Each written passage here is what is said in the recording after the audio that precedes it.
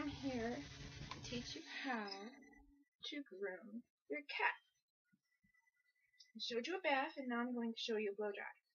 It's going to be broken up into small parts because this computer just unbelievably massive amounts of gigabytes when you try to record something on the webcam. So what you do is you dry your cat off really well, as best as you can. Get him as dry as you can get him before you start to blow dry him. See how dry he's coming on the top? It's almost pretty dry, actually. Okay, here we go. Then you take your blow dryer and you blow dry him off until he's completely dry. And I will come back as soon as he's partially dry. Make sure you brush him, and that way he'll dry even faster. And you'll get out any knots in his fur. When you're blow drying, always go with the grain. Brush with the grain of the fur. The only places that you can brush against the grain of the fur are the mane and the head, which I don't really like to because it kind of hurts him. Not even really the mane, the head, and the back paws and the front paws, because you can get lots of knots in there. Everywhere else, just don't go against the grain because you'll end up ripping their hair out, and it's just way more traumatic for them. I'll be back.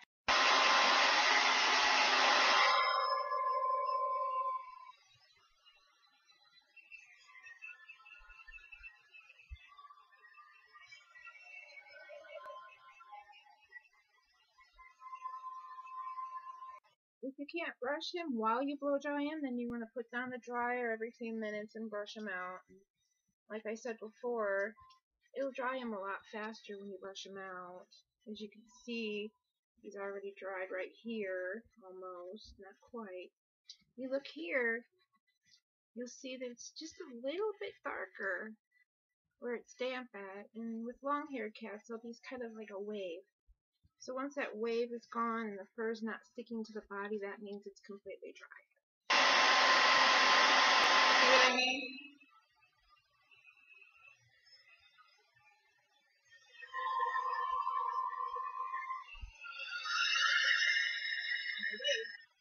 Make sure that you give yourself plenty of time to bathe.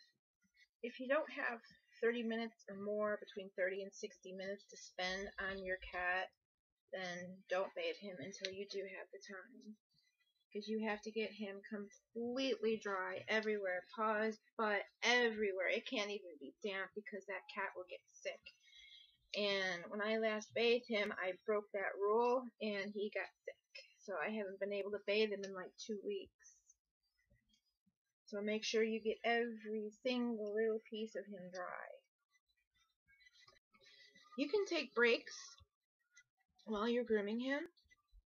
Maybe just to rest your hands because your hands are tired of blow drying, or you're thirsty and you need to get something to drink, or you want to take a quick smoke break.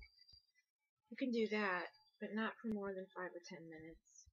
And he's already, shaking because he's cold. You want to get him as dry as you can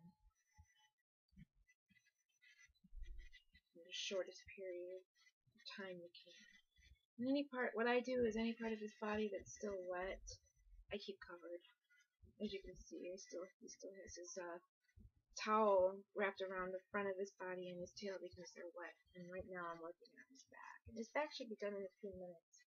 But like I said, make sure that you have the time to do it. Don't just half-ass hurry up and do it because they will get sick. Even with the slightest breeze, the slightest draft, it gets sick. The hardest part of the cat to groom would probably be the tummy, because they do not like being messed with on their stomachs. So I'm going to groom every other part of their body, their back, and then I'm going to groom this other side because this side is done. And then I'll groom his tummy last. While you're brushing them, you'll notice that some pieces of hair that'll be kind of hard to pull out or brush out. You're not actually pulling anything out. That's just their undercoat that you're taking out, as you can see on his brush. I brush him daily, so there's not a whole lot of hair, but it'll feel like that you're pulling out his hair. And you're not, you're just removing the undercoat. He might growl at you. And that's just because he doesn't like it. It's not that it hurts him. My hands are so tired from grooming him, so I'm just going to take a little break. My hands are tired from the blow dryer. Let's take this opportunity to fluff him out a little bit. When you brush out the backs of his back paws, there's usually a lot of, I know, I'm so sorry, I know. He just doesn't like getting his paws brushed. You can brush against the grain there because there's so many knots and it's so hard to, I know, I'm not even hurting you. There you go. He's not happy with me.